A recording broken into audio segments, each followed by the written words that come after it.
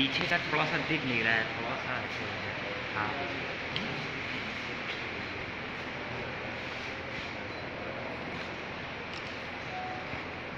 पूरे 7 साल हो गए हैं मोदी जी की सरकार को और सेवा ही संगठन है, ये नारा हम लोगों का पूरी चुनाव चल रहा है। यहाँ कहाँ पे टेस्ट भी चल रहे हैं इस टाइम पे, लोग करा रहे हैं, कहीं कहीं खाना बांटा जा रहा है।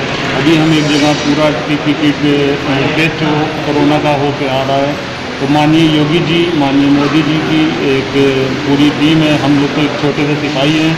हम लोगों को भी एरा मेडिकल कॉलेज का नाम शुरू से ही चल रहा है। पहले मतलब जब सबसे पहले कोरोना चालू हुआ था तो ये पूरा मेडिकल कॉलेज सबसे पहले आगे आया था हर चीज़ में, और यहाँ की सुविधाएँ इतनी हैं तो हमने सोचा कि यहाँ के जो डॉक्टर योद्धा हैं उनको पीपी किट जाके हम थोड़ी सी दे दें, और हम इनके साथ हमेशा खड़े हैं। हमारी सरकार खड़ी है और हमेशा के लिए ही हमारी सरकार हर एक के लिए खड़ी है और खड़ी रहेगी।